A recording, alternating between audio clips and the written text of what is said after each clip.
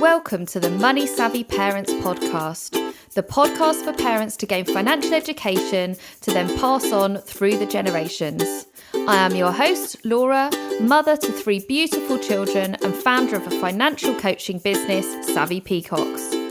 Let's remove the taboo from money together.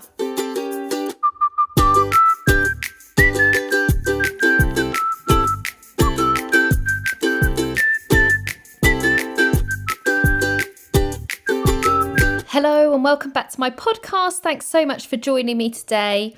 We're going to be talking about something that's a little bit of a secret passion of mine. So let's delve straight in and listen to that question. Hi Laura, I'm wondering if you can help me with something. I just wanted to know, we've been saving up for a couple of years for a deposit on a house, but other than the money side, is there anything else I need to know before I get on the property ladder? So some of you that may have worked with me in the past will know that I am slightly obsessed with mortgages. So I'm really excited to get this conversation going. And the reason why I've always loved mortgages is because they're a perfect opportunity for us to be able to deliver our hopes, dreams and ambitions for our future selves. It helps us build some wealth and some worth. Obviously, it's also unlocks the door to being able to create a home.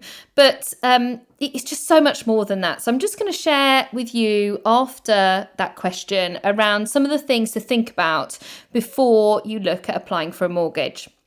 So the first thing that comes to mind is that we're told from a really young age that we need to buy a house, we need to get on the property ladder, we need to put down roots. And something I would sort of position to you is, do you need to do that? Do you need to own the home you're living in? Or is the message really about the value in getting on the property ladder in whichever form that may well be, because there's an opportunity for your property, your investment, your asset to go up in value. And then, of course, over that period of time, you'll be in a position where you own that property outright. But that doesn't necessarily need to be the property that you live in. All too often, many people are owning a property that they rent out and they earn a separate income from that, but they actually rent the property that they live in because they want that flexibility. They don't want to be tied to a certain place and they want to be able to have that time to change their lifestyle or switch up where they're living from time to time. Whereas if you buy the house that you're going to live in, then that does sort of tie you to that area or that property for an amount of time before it's worthwhile, your investment. So that's something to think about to begin with. So most people don't think about what they need to do before applying for a mortgage. So you're already a step ahead, and some of these tips should really help you.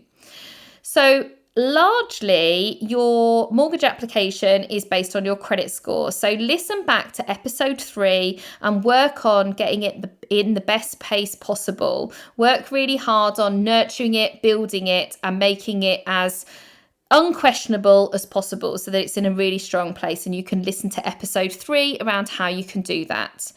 And then as you're getting ready to apply for that mortgage, there are a few things in my mind that are important to watch out for sort of 6 to 9 months before you're looking to apply. So be very particular with your spending. The lender will look at your transactions and how you like to spend your money. Secondly, be careful of using any credit facilities or applying for anything new, as they'll also be watching out for this. So typically, hire purchase is one that catches people out. Hire purchase is a lending facility. If you're buying a car on finance, that is a lending facility and will be included within the calculation. So watch out for what you're applying for in the 6 to 9 months before going for a mortgage. And lastly, something that people don't realise that does have an impact is ensuring that you're on the voters roll wherever you're living, and if possible, reducing the amount of times in which you're moving over a 3-year period, because they will look at the addresses you've been at over the 3 years. So the lesser amount of addresses to check, the better. Now, every lender is different, you all know that, But on the large, most of them look at lending you 3.5 to 4 times your salary. So if you earn £100,000 between you, then you're looking at borrowing between 350 and 400. And then the second calculation they look at is your incomings to outgoings. So once they've started with that ballpark figure, they'll then start working backwards into how much of your outgoings is eating into your incomings. And normally they're looking at 50% of your outgoings to incomings. So in advance of your application, you can have a look specifically at what outgoings you've got there, what can be reduced or removed to give you the highest possible percentage. So start looking at your subscriptions, looking at ways in which you can reduce your bills, any ways in which you consolidate any debt to make that cheaper on a monthly basis, whatever you can do to reduce or remove your outgoings. And at this point, it might be a good time to talk about income because, of course, in that calculation, they won't just look at your outgoings, they will look at your income as well.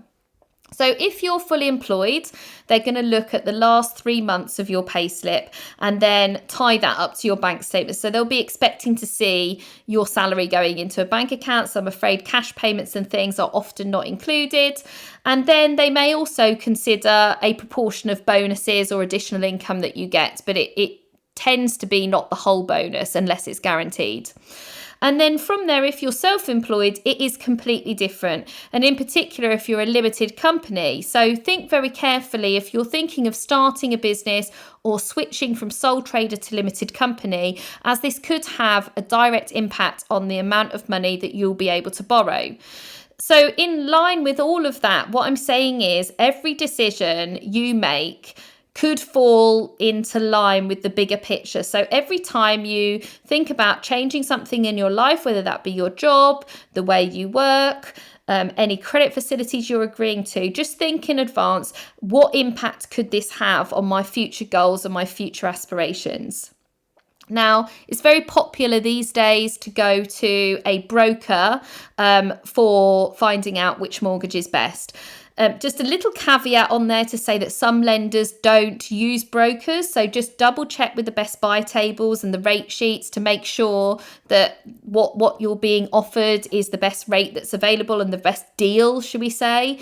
But the real value in using a broker is whereby they will do it for you. You know, they will make sure that certain things are in the right boxes and that they're tracking your progress. And they'll also make sure that the lender is connected with the solicitor, is connected with the agent. So just make sure that you're being aware of the whole market, what's available to you, and that you're using the right process that suits you. There's definitely great benefits in going to a broker over going to a direct lender. But of course, if there is a lender out there that's got the best deal going, that's not available for a broker, then that may well be a better choice for you.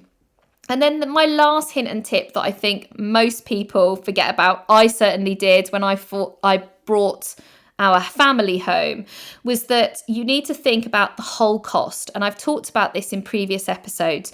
Whenever you're buying something, don't ever look at that windscreen price.